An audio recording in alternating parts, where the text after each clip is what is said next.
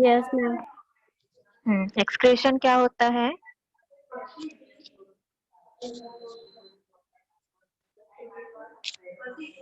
Excretion क्या होता है बेटा?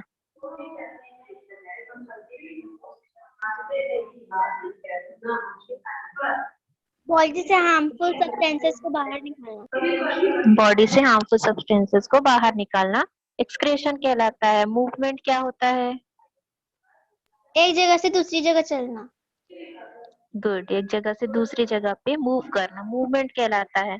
ठीक है, आज हम पढ़ेंगे पोल्यूशन के बारे में, टाइप्स ऑफ पोल्यूशन। ठीक है, तो सबसे पहले देखते हैं वाटर पोल्यूशन। वाटर पोल्यूशन सभी लोग जानते हैं। ठीक है, वाटर का गंदा हो जाना, है ना। तो water is yes. Essential all living beings. Water क्या है? सभी लिविंग बींग्स के लिए बहुत जरूरी है। बिना पानी के कोई भी जिंदा रह सकता है क्या? No ma'am. नहीं रह सकता। Just think what kind of water would be good for a living beings. बताइए, लिविंग बींग के लिए किस तरह का पानी अच्छा रहता है? साफ पानी या गंदा पानी? मैम साफ पानी। साफ पानी। हाँ, तो water from drains, sewage etcetera and also poisonous water from industries joins the river or ponds to make them dirty and polluted। मतलब नालियों से, सीवेज से जो पानी निकलता है, गंदा पानी आता है, और इंडस्ट्री से निकलने वाला जो गंदा पानी होता है वो नदियों में और तालाबों में मिला दिया जाता है, जिससे नदी और तालाब का पानी क्या हो जाता है? गंदा हो जाता है, पोल्यूटेड हो जाता है। ठीक है, जिसकी वजह से बहुत सारे जो लिविंग थिंग्स होते हैं, मतलब पानी में भी बहुत सारे जीव जंतु रहते हैं, है ना। मछली रहती है, फ्रॉग रहते हैं, है ना। उसके अलावा भी बहुत सारे माइक्रो ऑर्गेनिजम्स रहते हैं, और भी कई कई सारे ऑर्गेनिज्म रहते हैं जो गंदे पानी के वजह से मर जाते हैं। और इन ये जो पानी होता है, इनको पीने से या इनके यूज से ह्यूमन बींग्स भी और एनिमल्स भी क्या हो जाते हैं? बीमार हो जाते हैं। ठीक है, तो सोचिए कि ये जो पॉल्यूटेड वाटर है उसको कैसे चेक किया जा सकता है। ठीक है, तो चलिए यहाँ पर देखते हैं rain water harvesting. Rain water harvesting क्या होता है?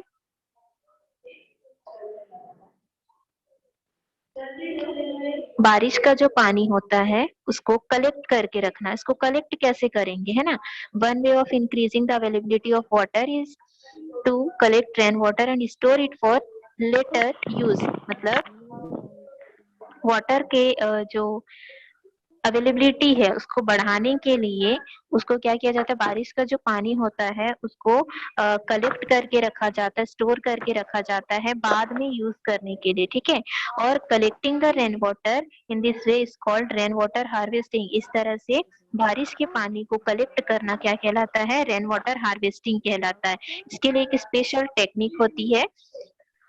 The basic idea behind rain water harvesting is catch water where it falls. ठीक है, मतलब एक बेसिक आइडिया क्या है रेन वाटर हार्वेस्टिंग का?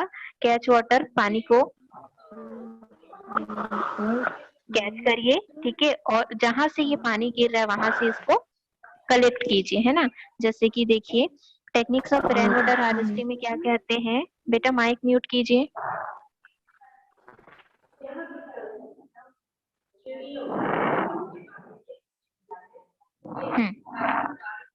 The rainwater is collected from the rooftop to a storage tank through pipes। Rain water को कैसे collect किया जाता है? रूफ टॉप जो होता है, छत जो होता है ना, घरों को जो छत होते हैं वहां से एक पाइप लगा दिया जाता है, इस तरह से देखो, और पाइप के थ्रू इसको कलेक्ट किया जाता है। यहाँ छत से पाइप लगा हुआ है ना, और ये पाइप Yes, कहाँ ma'am. जा रहा है? नीचे गड्ढे में जा रहा है। ठीक है, तो जो छत का पानी होता है उसे पाइप के थ्रू गड्ढे में लाया जाता है। दिस वाटर में contain soil from the roof. ये वाटर कहाँ कंटेन किया जाता है? सॉइल में कंटेन किया जाता है। जो रूफ से, जो छत से जो पानी आता है उसे सॉइल में, मतलब गड्ढे में उसे कलेक्ट किया जाता है, और इसको यूज करने से पहले इसका फिल्ट्रेशन किया जाता है। Instead of collecting rain water in the tank, the pipes can go directly into पीट इन द ग्राउंड। अगर हम डायरेक्ट रेन वाटर को कलेक्ट नहीं करते, मतलब टैंक में कलेक्ट नहीं करते हैं, जैसे कि हमने यहाँ पर छत में कलेक्ट किया है ना, तो छत में कलेक्ट कर रहे हैं तो क्या करते हैं? यहाँ से डायरेक्ट एक पाइप लगा दिया जाता है, और उस पाइप को यहाँ पर एक गड्ढे में लाया जाता है। ठीक है, ग्राउंड में एक गड्ढा होता है जहाँ पर उसको लाया जाता है। This is then seep into the soil to recharge और रिफिल द ग्राउंड वाटर। इस तरह से मिट्टी में क्या हो जाता है, पूरी तरह से पानी भर जाता है, ठीक है। Another option is allowed to water go into the ground directly from the roadside rain drains where rainwater get collected. एक और तरीका क्या है रेन वाटर को कलेक्ट करने का कि बारिश में क्या होता है, जो जो नालियां होती हैं उसमें पानी भर जाते हैं, ठीक है। तो उनको क्या किया जाता है, डायरेक्ट ग्राउंड में, डायरेक्ट जो गड्ढा होता है, मिट्टी होता है, उस तक पहुंचा दिया जाता है, ठीक है। इस तरह से भी टेक्निक यूज किए जाते हैं, ठीक है। Yes ma'am. यस, चलो अब नेक्स्ट देखते हैं।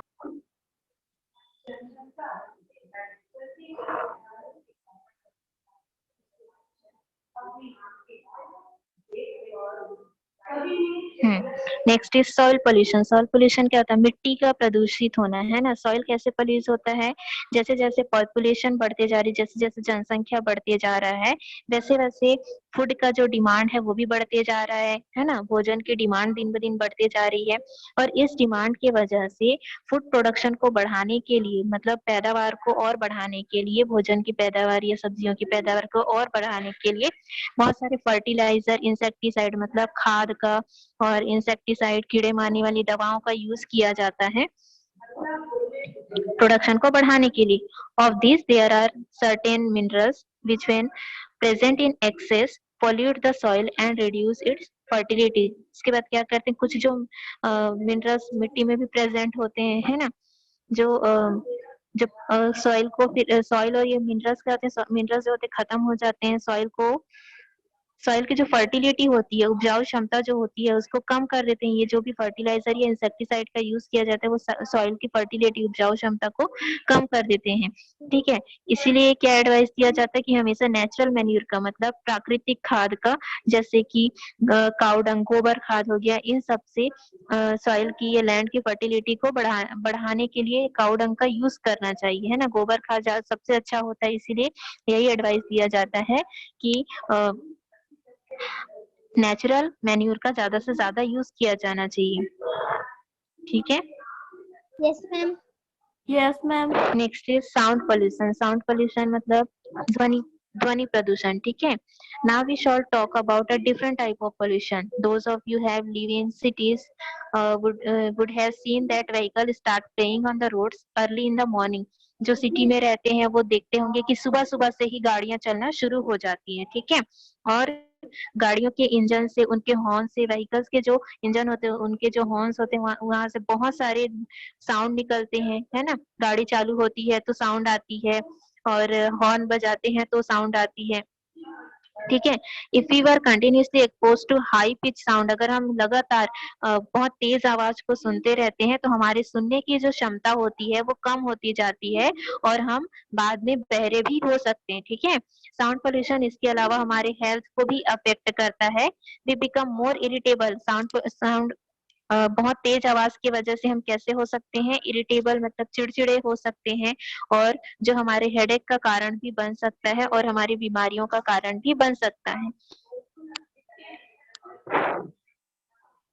ठीक। ये हो गया साउंड पोल्यूशन। उसके बाद है forest conservation, tree plantation and protection of wild life. Forest conservation मतलब जंगल का कंजर्वेशन, जंगल को कैसे बचा सकते हैं। ट्री प्लांटेशन मतलब वृक्षारोपण, और प्रोटेक्शन ऑफ वाइल्ड लाइफ मतलब जंगली जानवरों को कैसे प्रोटेक्ट कर सकते हैं, कैसे बचा सकते हैं, ठीक है।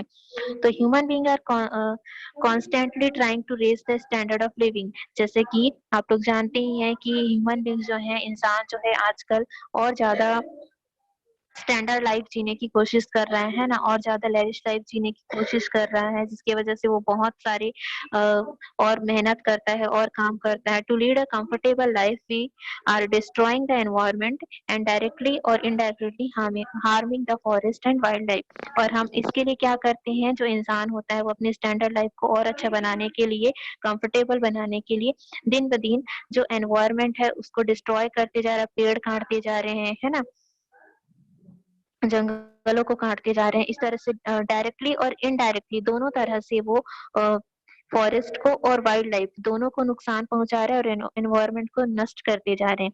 Life of living organism in the forest has become unsafe because of the large number of trees which are being cut. मतलब जंगलों में रहना, जंगलों में जो लिविंग ऑर्गेनिज्म रहते हैं उनका लाइफ कैसे होते जा रहा है और भी अनसेफ होते जा रहा है, सुरक्षित होते जा रहा है, क्योंकि वहां पर बहुत ज्यादा मात्रा में पेड़ों को काट दिया जा रहा है। ठीक है, you have earlier learn about the food chain and absence of any one organism from the food chain breaks it. आपने फूड चेन के बारे में भी पढ़ा हुआ है कि फूड चेन में अगर कोई एक ऑर्गेनिज्म बाहर हो जाता है तो वो पूरा का पूरा फूड चेन कैसा हो जाता है, ब्रेक हो जाता है, टूट जाता है। ठीक है, तो इस तरह से नेचर जो है इम्बैलेंस हो जाता है ना। अगर कोई भी एक निकल रहा है तो नेचर क्या हो जाएगा, इम्बैलेंस हो जाएगा, है ना। तो नेचर को बैलेंस्ड करने के लिए, मेंटेन करने के लिए ज्यादा से ज्यादा पेड़ लगाने चाहिए, पेड़ों को काटना नहीं चाहिए, है ना, और इनका ध्यान रखना चाहिए। और फॉरेस्ट एनिमल्स को प्रोटेक्ट करने के लिए सेंचुरीज और नेशनल पार्क बनाए जाते हैं। ठीक है, अभ्यारण्य और राष्ट्रीय उद्यान जिसको बोलते हैं ना, जहाँ पे जानवरों को रखा जाता है नेशनल पार्क में। ठीक है, तो उनकी सुरक्षा के लिए नेशनल पार्क और सैंक्चुअरीज बनाए जाते हैं फॉरेस्ट और फॉरेस्ट एनिमल की सुरक्षा के लिए। ठीक है, देखिए छत्तीसगढ़ में कौन कौन से नेशनल पार्क है, चलिए देखते हैं।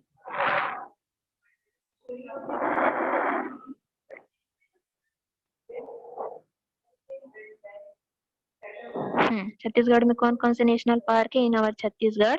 वेजिटेशन कंप्राइजेस ऑफ साल, कौन कौन सी वनस्पतियां हैं। सबसे पहले देखते हैं कि छत्तीसगढ़ में कौन कौन सी वेजिटेशन वनस्पतियां हैं। तो इसमें कौन कौन सी वनस्पति आती हैं, साल, टीक, बीजा, डेलबर्जिया, बैम्बू, तेंदू, महुआ, सरई, कॉटन। ठीक है, इसके अलावा कौन कौन से जानवर हैं, कौन कौन से एनिमल हैं, रैबिट, चीतल, सांभर, कोटारी, nilgai, bison, elephant, deer, lion, leopard, panther, wolf, fox, ये सब वाइल्ड एनिमल की स्पीसीज हैं। ठीक है, उसके अलावा छत्तीसगढ़ में कौन कौन से बर्ड इंक्लूड है, मेन बर्ड कौन कौन से होते हैं, कौन कौन से पाए जाते हैं। मैना, कुकू, दूधराज, पीकॉक, क्रेन और डिफरेंट स्पीसीज पाए जाते हैं। स्नेक की अलग अलग प्रजाति पाए जाते, स्नेक के, सांप के अलग अलग प्रजाति पाए जाते हैं, जैसे कि कोबरा, करैत, पायथन, धामन। ठीक है, ये सब भी छत्तीसगढ़ में पाए जाते हैं। Tribes inhabit the forest of the state, जंगलों में कुछ लोग भी रहते हैं ना, आदिवासी लोग भी रहते हैं। ठीक है, और उनका जो पूरा लाइफ होता है वो पूरी तरह से किस पर डिपेंड होता है, जंगलों पे ही डिपेंड होता है, फॉरेस्ट पे ही डिपेंड होता है। तो अवर state is a good example of animal biodiversity. हमारा जो स्टेट है छत्तीसगढ़ जो है उसमें बहुत सारे वेराइटी के, बहुत सारे स्पीसीज के एनिमल्स पाए जाते हैं, तो इसीलिए कहा जाता है कि हमारा जो स्टेट है वो एनिमल बायोडाइवर्सिटी का सबसे अच्छा एग्जाम्पल। ठीक है, ma'am next topic is what if it rains heavily, क्या होगा अगर बहुत तेज बारिश हो।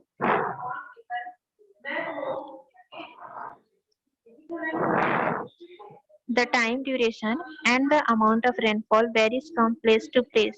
देखिए टाइम के अकॉर्डिंग मतलब अलग अलग समय पर, अलग अलग जगहों पर, अलग अलग मात्राओं में बारिश होती है। ठीक है, in some parts of the world it rains throughout the year, मतलब कुछ कुछ जगहों पर साल में एक बार बारिश होती है और कुछ जगहों पर कुछ दिनों के लिए बारिश होती है। ठीक है, सोचिए अगर बहुत ज्यादा बारिश हो तो क्या होगा, बहुत सारे प्रॉब्लम हो सकते हैं। तो हैवी रेन्स में lead to rise in the level of water in river, lakes and ponds. अगर बहुत ज्यादा बारिश होती है तो रिवर में, लेक में और पॉन्ड में वाटर का जो लेवल है वो बढ़ते जाता है ना, भर जाता है ना, जो डैम होते हैं, जो रिवर होते हैं, सब भर जाते हैं। तो द वाटर में डैम कॉज फ्लड, जिसकी वजह से क्या हो सकता है, फ्लड हो सकता है, बाढ़ आ सकती है। और फ्लड आने से क्या होता है, बहुत सारी चीजें डैमेज हो जाती, फसलें नुकसान हो जाती है, डोमेस्टिक एनिमल को नुकसान होता है, प्रॉपर्टी और ह्यूमन लाइफ, इन सबको नुकसान होता है। ठीक है, during flood the animal living the water also get carried away with the water. Flood के दौरान जो लिविंग ऑर्गेनिज्म वाटर में रहते हैं, ठीक है, पानी में रहने वाले जो जीव होते हैं वो भी पानी के साथ बह जाते हैं। They often get trapped in mud, और कहाँ फंस जाते हैं, कीचड़ में फंस जाते हैं, और फिर वो फ्लड वाटर में वहीं पर क्या हो जाते हैं, मर जाते हैं। ठीक है। बहुत सारे जो पैथोजेंस होते हैं, बहुत सारे जो ऑर्गेनिजम्स होते हैं, वो भी many pathogens are also grow at the time which cause disease। बहुत सारे जो पैथोजेंस होते हैं जिसकी वजह से बहुत सारी बीमारियां होती, जो बीमारियों का कारण बनती हैं। ठीक है। Next is what happen if it does not rain for long period. क्या होगा, देखिए यहाँ पर तो हमने ये पढ़ा कि अगर बहुत ज्यादा बारिश हो तो क्या होगा, और अगर बारिश ना हो, बहुत दिनों तक बारिश ना हो, तो क्या हो जाएगा, सूखा की स्थिति आ जाएगी। बारिश ना हो तो बहुत सारे नुकसान हो जाएंगे ना। Yes ma'am. Can you imagine what would happen if does not run in region for a year और मोर। क्या आप इमेजिन कर सकते हैं कि अगर एक क्षेत्र में बहुत समय तक पानी ना गिरे तो क्या होगा, बारिश ना हो तो क्या होगा। जो तालाब है, जो कुएं हैं, उनका वाटर लेवल क्या हो जाएगा, डिक्रीज हो जाएगा, कम हो जाएगा। ठीक है। और सब जगह सूखे की स्थिति बन जाएगी। ठीक है। दिस में लीड टू ड्राफ्ट, यही सूखा का कारण बनते हैं। The soil continuous to lose water by evaporation, therefore it becomes dry. Soil क्या करते हैं, कंटिन्यू क्या करते हैं, सॉइल में वाटर प्रेजेंट होता है ना, तो वो कंटिन्यू इवापोरेट होता है ना, वेपर के फॉर्म में रिलीज होते रहता है। सॉइल में जो वाटर होता है वो कंटिन्यू वेपर के फॉर्म में रिलीज होते रहता है हीट के वजह से। ठीक है। तो जिसके वजह से सॉइल पूरी तरह से क्या हो जाएगा, सूख जाएगा, है ना, सूखा हो जाएगा। और इन ड्राफ्ट कंडीशन, सूखे की कंडीशन में क्या होती है, अनाज की पैदावार अच्छी नहीं होती है, अनाज नहीं मिलेंगे। ठीक है। तो you might have heard about drought occurring in some places there television and newspaper. आपने सुना होगा कि कई जगह पर टेलीविजन न्यूज़पेपर में आपने सुना होगा, देखा होगा, पढ़ा होगा कि बहुत जगह पर सूखे की स्थिति आ जाती है। Are you aware of the difficulties faces by the people living in this areas. क्या आपको पता है कि इस एरिया में रहने वाले लोग इस डिफिकल्टीज को कैसे फेस करते होंगे। What happen to the animals and the vegetation in this condition. इस कंडीशन में जो वनस्पतियां हैं, जो एनिमल्स हैं, उनके साथ क्या होता होगा। सूखे की स्थिति में अगर अनाज नहीं होगा, फूड नहीं होगा, तो वो मर जाएंगे ना। Yes ma'am. Yes ma'am. Yes ma'am. So we know that only a small fraction of water available on the earth is fit for use। जैसे कि आप लोग जानते ही हैं कि अर्थ में पानी तो बहुत सारा है, लेकिन उसके कुछ परसेंट पानी ही हमारे यूज करने के लायक है। ठीक है। The number of people using water is increase with rising population. और जैसे जैसे जनसंख्या बढ़ती जा रही है, वैसे वैसे पानी का जो यूज है वो भी बढ़ते जा रहा है। तो इस तरह से बहुत जरूरी है कि वाटर का बहुत ध्यान से यूज किया जाए और उसे बचा कर रखा जाए और पानी को वेस्ट ना किया जाए। ठीक है, सभी को समझ आया यहाँ तक। Yes ma'am. ठीक, आज की क्लास यहीं ओवर करते हैं।